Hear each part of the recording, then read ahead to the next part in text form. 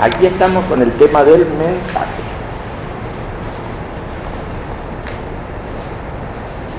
El mensaje no se mueve como una organización. El mensaje no es una organización. El mensaje es difuso. El mensaje es más bien una atmósfera, un humo. Pasa debajo de las puertas. No se abren las puertas para que entre el mensaje. El mensaje es una postura mental.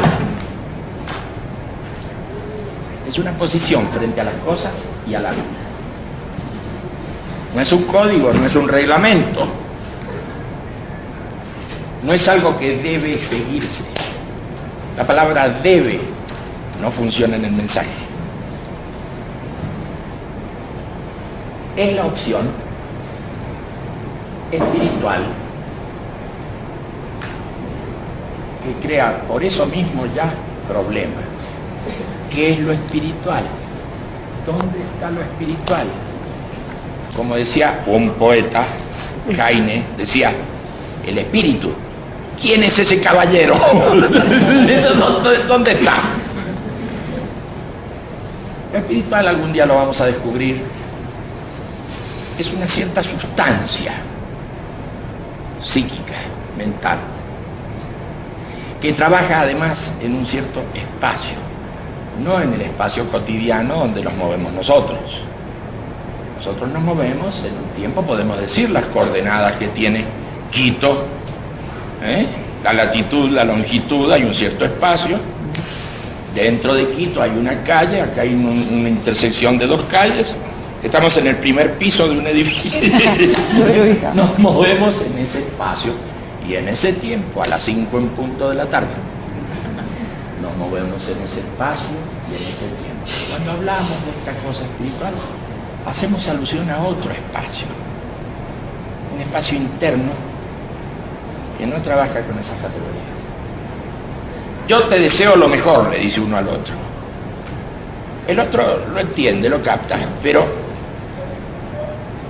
¿cómo te deseo lo mejor? ¿Cómo opera eso? ¿Qué quiere decir? Yo te deseo lo mejor. ¿En qué espacio funciona eso? Alguien se enamora de otra persona. Sí, está bien, caminan juntos. Caminan juntos, pero caminan en el aire. En otro espacio. Se miran. Siempre se han visto la cara. Pero ahora se miran como si estuvieran fascinados.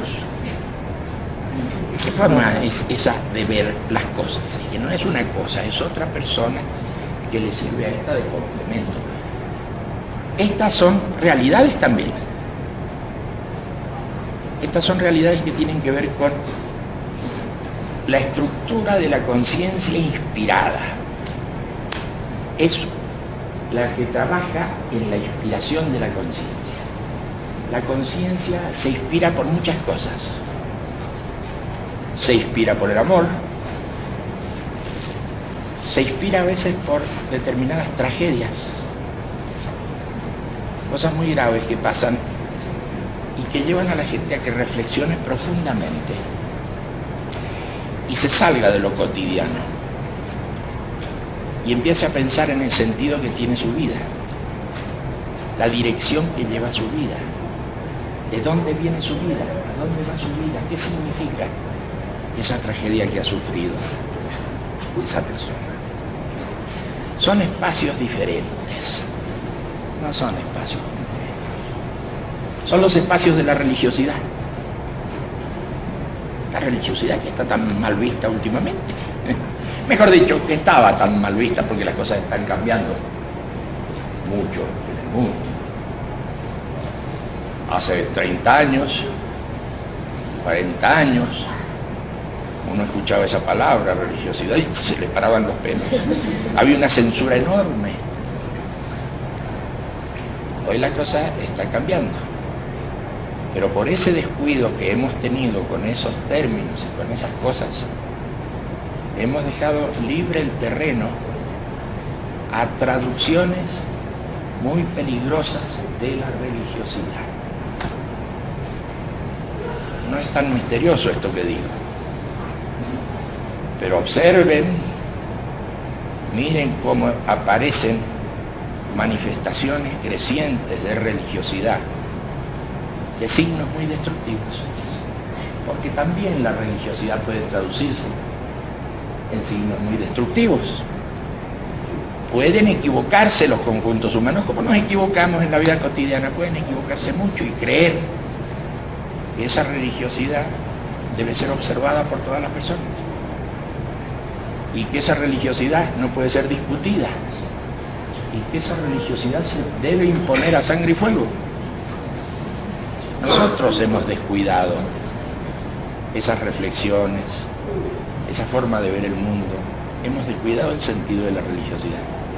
Y en ese vacío, en esa censura que hemos hecho en nosotros mismos, ahí han crecido y se han alimentado expresiones violentas de la religiosidad.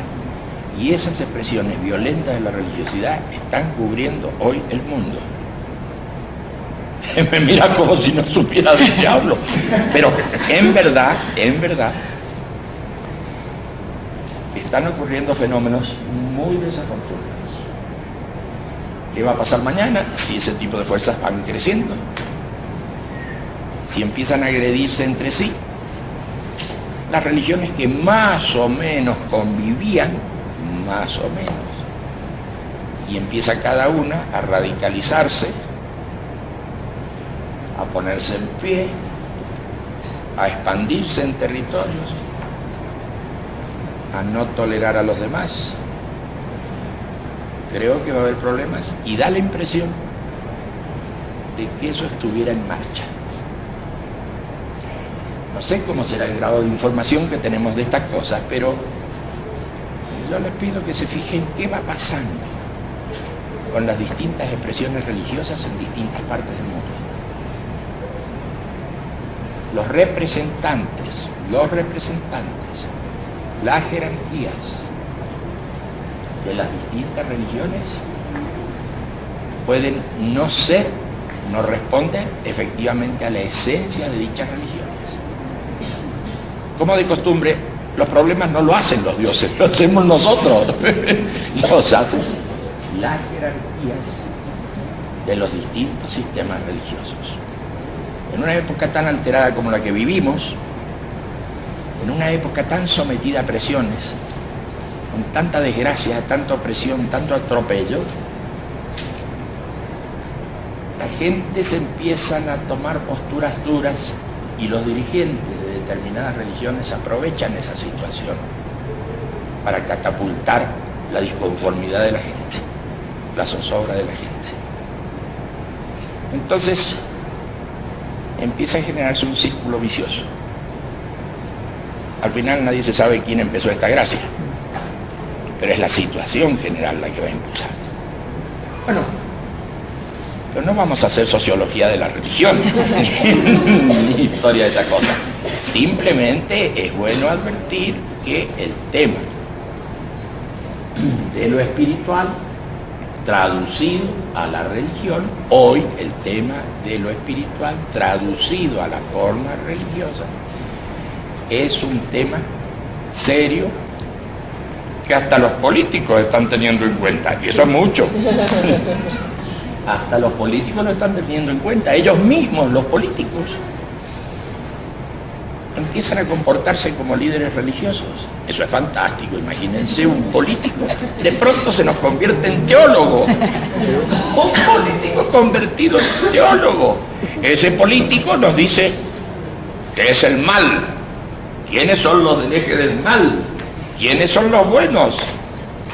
Si un libro de cierta cultura es bueno o es malo, o se lo interpreta bien o se lo interpreta mal.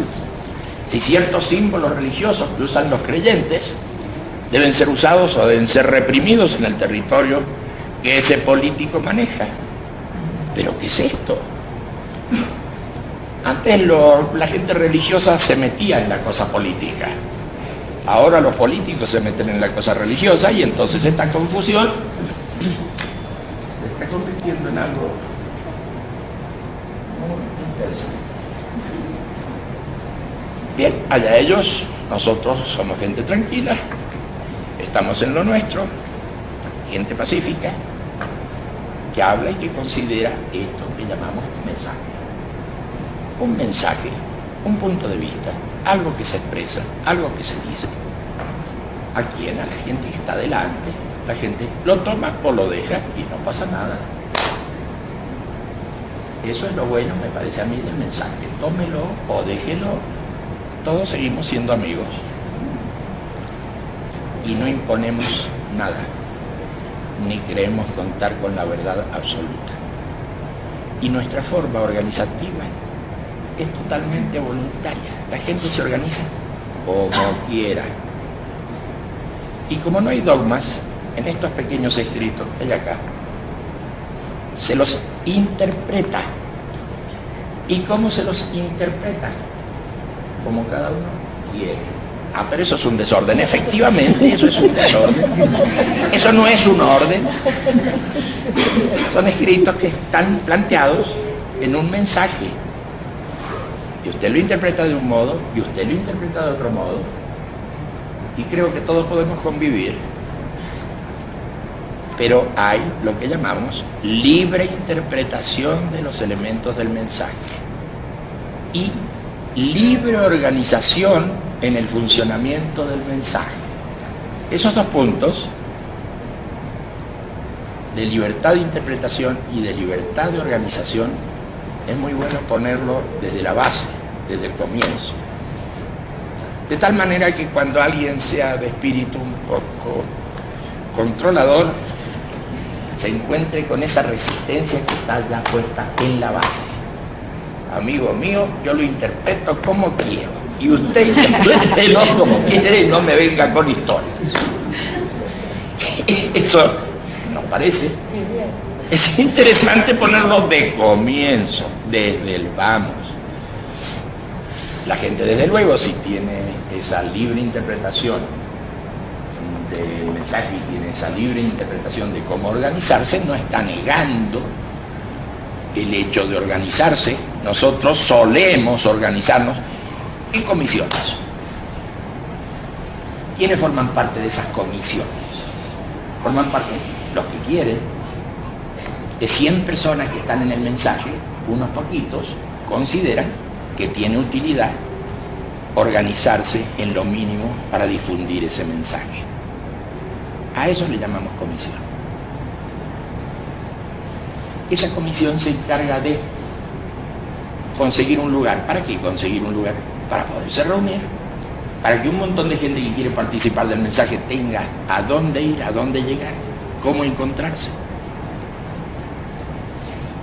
Esa comisión se conecta también con otras comisiones, porque no es ella única en el mundo y está aislada del mundo.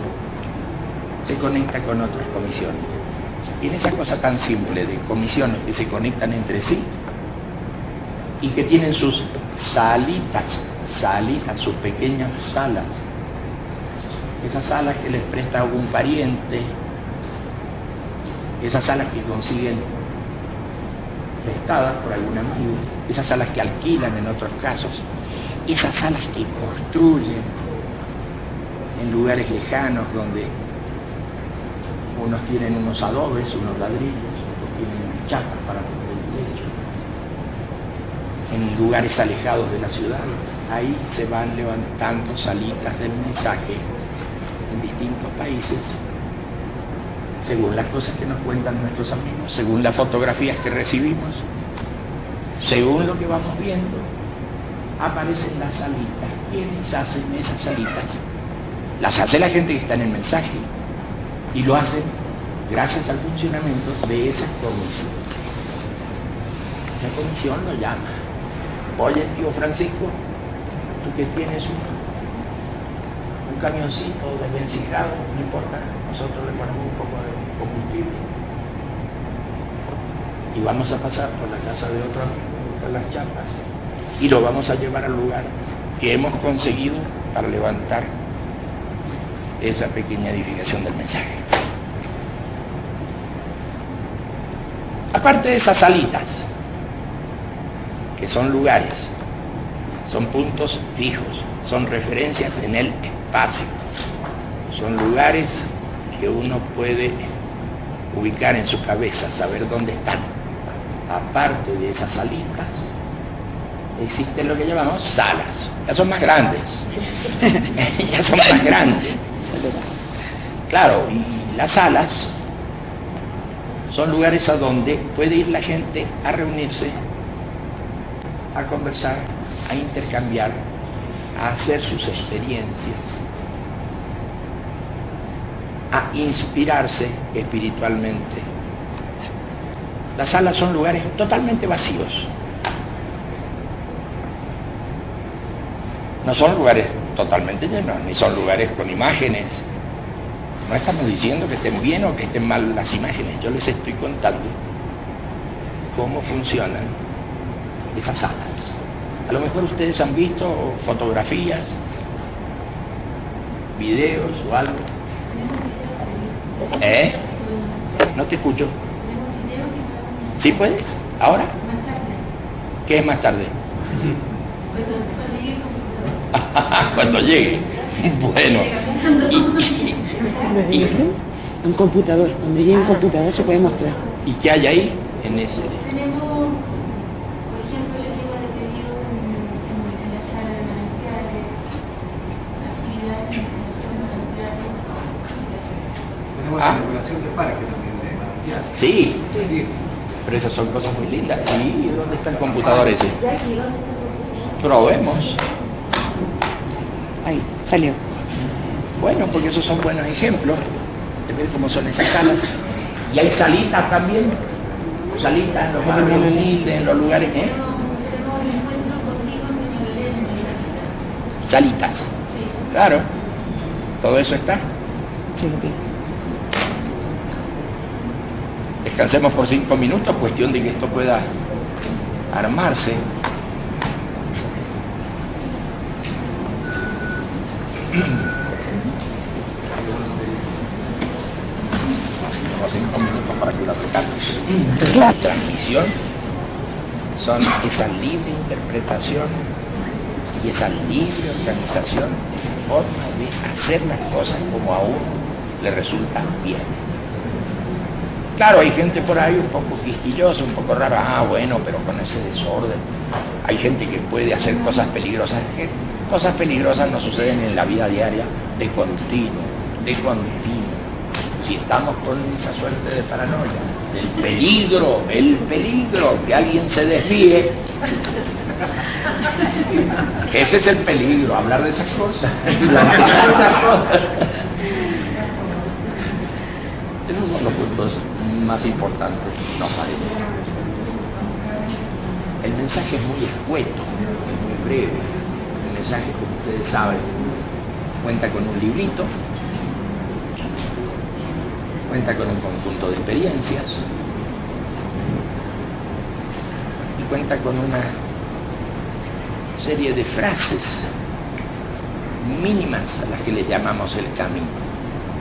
El libro, la experiencia y el camino, eso conforman el mensaje. Y no hay mucho más. Pero sin duda que hay muchos escritos y muchas cosas, sí, pero no tienen que ver con el mensaje. El mensaje es una cosa muy breve. Es tan breve que es sumamente aburrida. Y nos parece que está muy bien que sea aburrido, porque quien se mete a estudiar el mensaje o a trabajar con las experiencias del mensaje, seguramente lo hace por alguna necesidad. Y si no, se aburre. Y eso está bien. Claro. Esa es la gracia del mensaje. Quien se pone a realizar sus experiencias y a estudiar el librito, quien se pone a seguir los pasos que se plantean en el mensaje, lo hace porque en él brota algún tipo de necesidad. De manera que invitar al mensaje a alguien que no experimenta esa necesidad y demás es invitar a alguien a que se aburra. Claro, no le pasa nada grave, pero no es muy constructivo que digamos. No le sirve de nada. Invitamos al mensaje generalmente a la gente que nos pregunta cosas. Nosotros no vamos a mortificar a la gente en la vía pública para venir al mensaje. No funciona así eso. Pero sí funciona con las preguntas del otro. Hoy mismo, esta mañana, alguien me dijo, bueno, yo tengo un serio problema. Bueno, yo tengo el serio problema de que no tengo fe. ¿Fe en qué? Fe en mí, fe en mí mismo, fe en la gente que me rodea. No tengo fe en lo que hago. No me estaba hablando de ninguna cosa religiosa, me estaba hablando de... Es que la palabra fe se usa para muchas cosas. Bueno, me estaba hablando del tema de la fe. Y él lo sentía como algo serio, como algo sumamente incómodo y además muy poco progresivo para su vida. ¿Qué hago? Me dijo.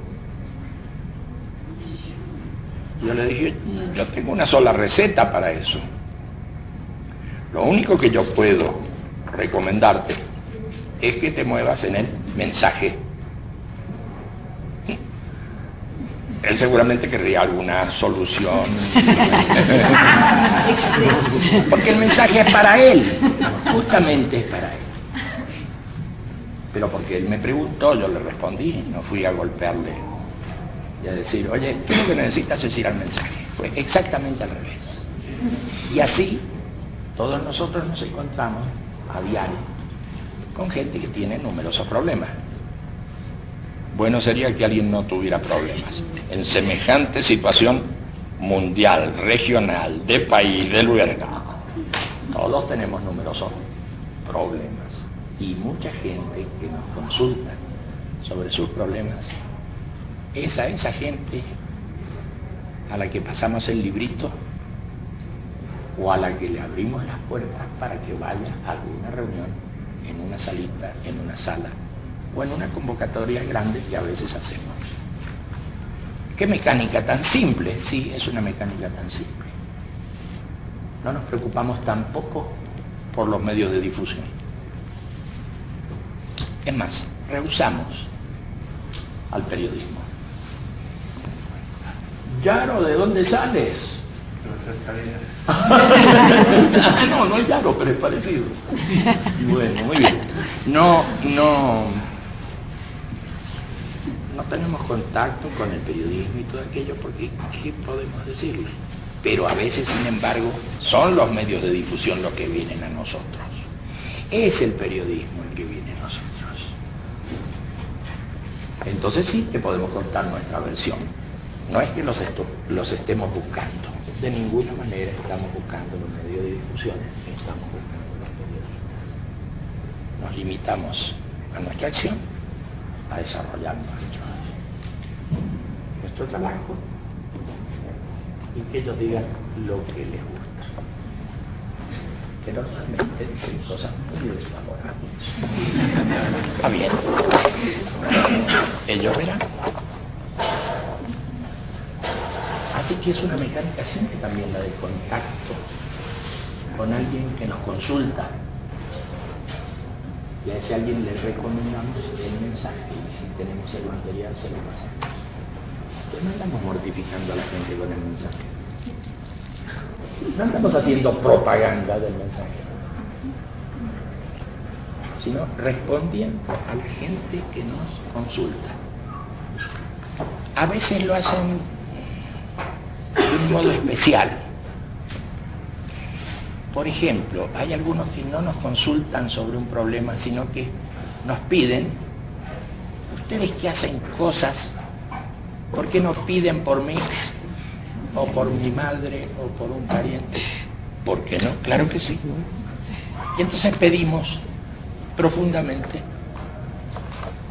y con muy buena intención, por ese que a su vez nos pide a nosotros que lo hagamos. Pero es otra forma de contacto. No nos vienen en consulta, nos vienen a decir que hagamos cosas. que pidamos por un familiar, que pidamos por él mismo. A veces alguno nos dice que murió un familiar, que quisiera que nosotros acudiéramos a esa circunstancia desafortunada, que estuviéramos presentes, que dijéramos algunas palabras inspiradoras para la gente, porque toda esa familia está destrozada por la situación. Toda esa familia se encuentra muy desolada. Y entonces nos piden que vayamos allá y digamos algunas palabras en esa circunstancia. Y lo hacemos, porque es una de nuestras experiencias. Y en esa experiencia decimos cosas muy poco aceptables desde el punto de vista convencional. Decimos, este cuerpo que está ahí ya no nos escucha, ya no nos oye. Su principio vital, su vida, está en otra parte. Así que no tanta tristeza. Bueno, en fin, hay justamente una experiencia dedicada a eso.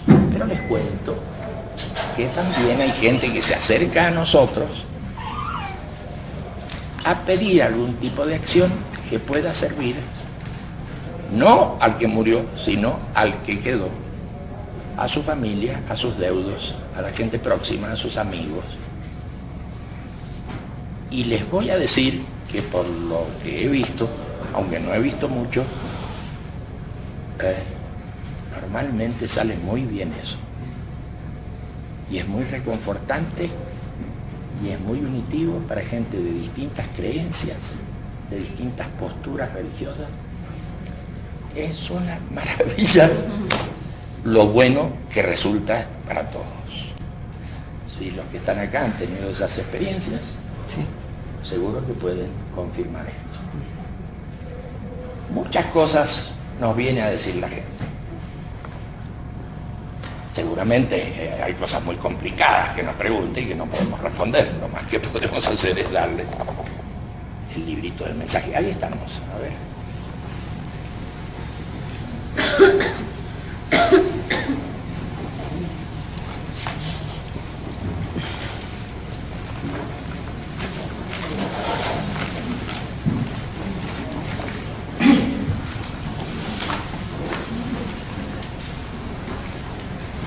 En distintos continentes, y ahí vamos, las están poniendo en pie.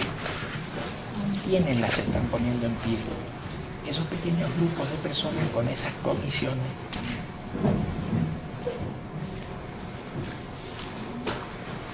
No se sabe cómo, pero las ponen en pie. Y muy bien que las ponen en pie.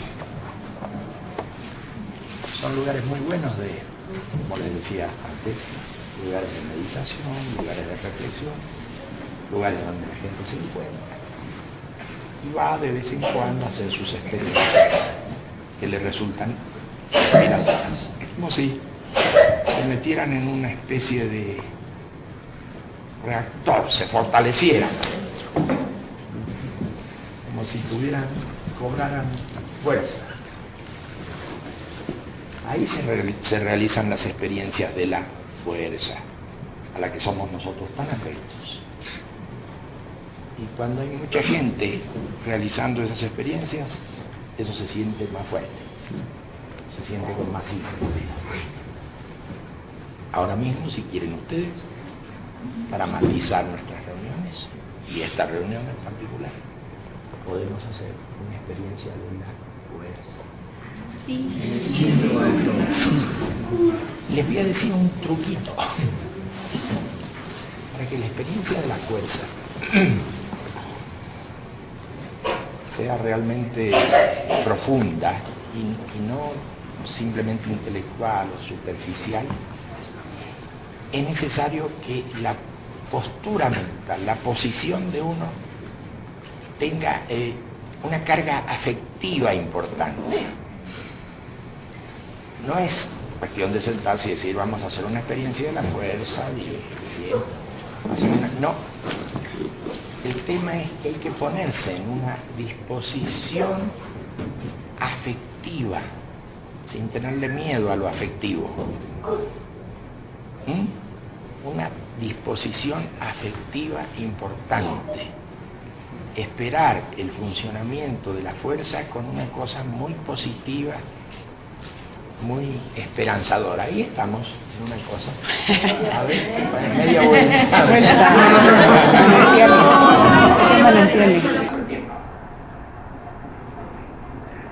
Y en el 2004, la celebración que iba a tomar periodicidad anual se realizó en un solo punto geográfico.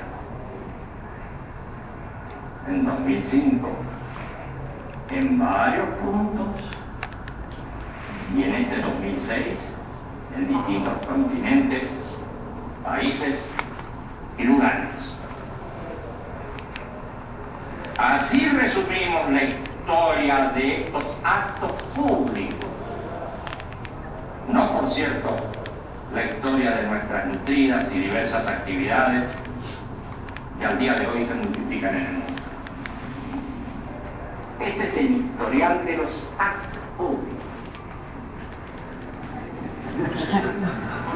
También hoy,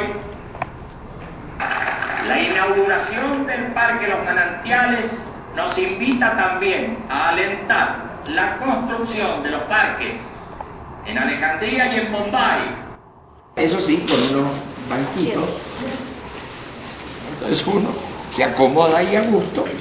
A veces se hacen ceremonias, a veces no, a veces dialoga la gente y reclama en el interior de esa sala vacía. Estábamos hablando hace un momento de ciertas experiencias y la posición en la que uno se ubica para que eso resulte bien. Para que resulte bien la experiencia de la fuerza, por ejemplo, uno se relaja internamente, se afloja, trata de dejar de lado sus tensiones, y trata también de ponerse en una situación afectiva, emotiva, positiva, de calidez, de reconciliación común. Ese pequeño esfuerzo que hay que hacer para sintonizar bien con ello. Cuando se hace nuestro trabajo de fuerza, ponerse en esa postura de calidez interna, de cercanía de uno con acercarse uno así mismo, si estuviéramos aliados con nosotros. Trata uno de acercarse así mismo de los espacios profundos. Y en esa situación, nada, hay quienes llevan adelante esa experiencia, van sugiriendo situaciones internas y se produce ese fenómeno extraordinario que conocemos como el pasaje de la fuerza. Un fenómeno que no sale ni humo ni chispa, pero que la gente no conoce como realmente inspirador y fortalece. Un fenómeno que le sirve a la gente para más adelante, para los días siguientes, para su vida cotidiana. Ha tomado contacto con ese espacio profundo, con ese sí mismo que existe en cada uno de nosotros, que en otras épocas y en otros lugares se le llamó el alma o el espíritu. Ha tomado contacto con eso, con ese sí mismo, al que se le llamó el alma y el espíritu. Estamos bastante alejados de esa alma y de ese espíritu. Pero podemos contactar de ese modo y recibir esa fuerza estimulante y dinamizadora. Y si ustedes quieren, podemos hacerlo. Sí, claro. Tranquilo, nos ponemos en eso. Y auxiliar y invitarse a eso. Y nosotros permanecemos en pie, si te parece bien.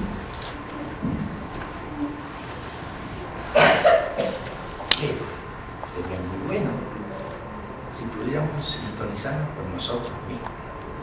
Esa sensación de conectarnos con nosotros, en la intimidad, con el sí mismo que llamamos nosotros, el sí mismo, lo profundo de uno, lo que está en ese espacio que no es el espacio cotidiano. Espacio mental, interno, cálido, de amistad con uno mismo.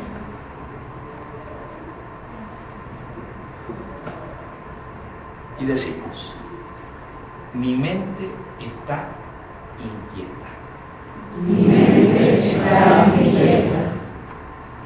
Mi corazón sobresaltado. Mi corazón sobresaltado. Mi cuerpo tenso. Mi cuerpo tenso. Afloja. Mi cuerpo, mi corazón y mi mente. Mi cuerpo, mi corazón y mi mente. Tomémoslo bien serio. Aflojo. Mi cuerpo, mi corazón y mi mente.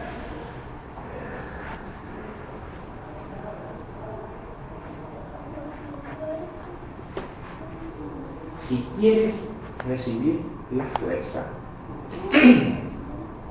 debes comprender que en el momento de la imposición comenzarás a experimentar nuevas sensaciones. Percibirás ondulaciones progresivas y brotarán emociones y recuerdos, y recuerdos positivos. Cuando eso ocurra, deja que se produzca el pasaje de la fuerza vibratoria. Estamos dando indicadores de que comenzarán a producirse ondulaciones progresivas, a veces imágenes positivas, sensaciones y sentimientos positivos. Cuando eso ocurre, déjalo que vaya. Déjalo y la fuerza es nada.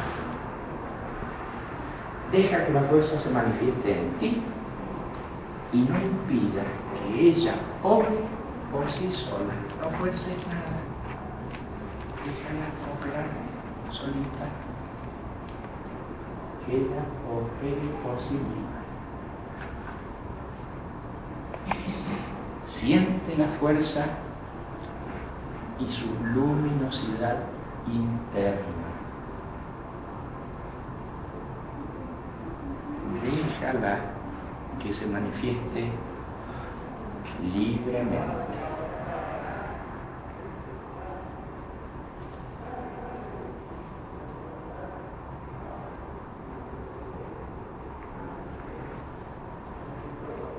En la fuerza se puede poner de pie.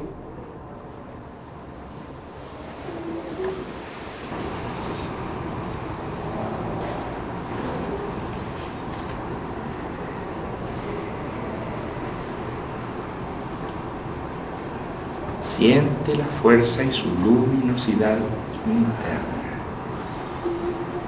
Déjala que se manifieste libremente.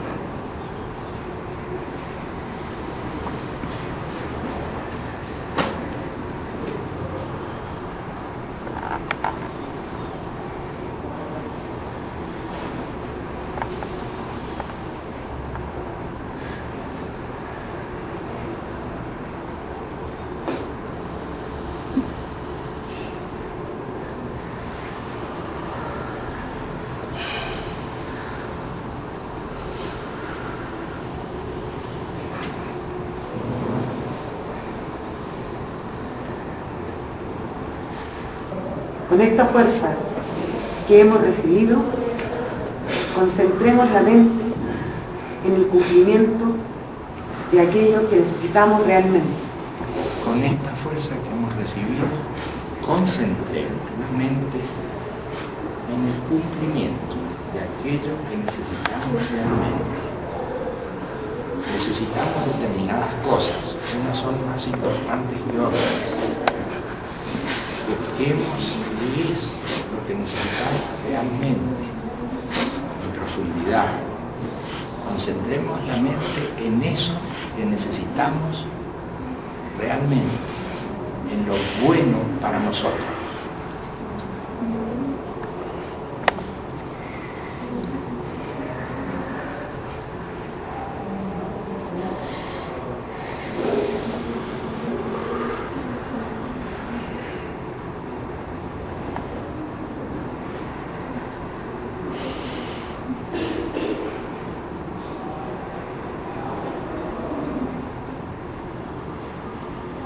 Y ahora decimos, concentremos la mente también en aquello que sabemos que alguien muy querido por nosotros necesita realmente. Concentremos la mente en esos seres queridos de los que sabemos que tienen necesidades muy profundas. Concentremos la mente en que vaya hacia ellos esa oleada positiva en la que reconozcan también lo que necesitan profundamente.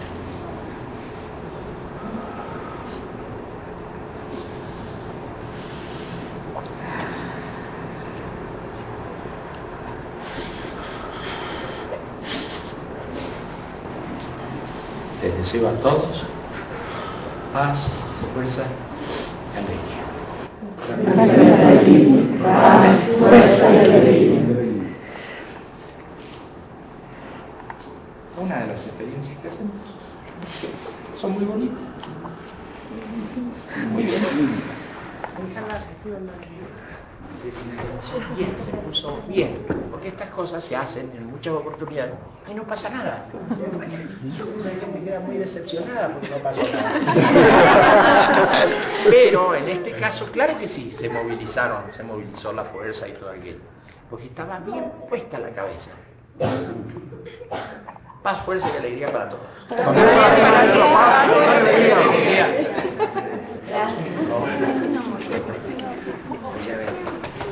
Gracias.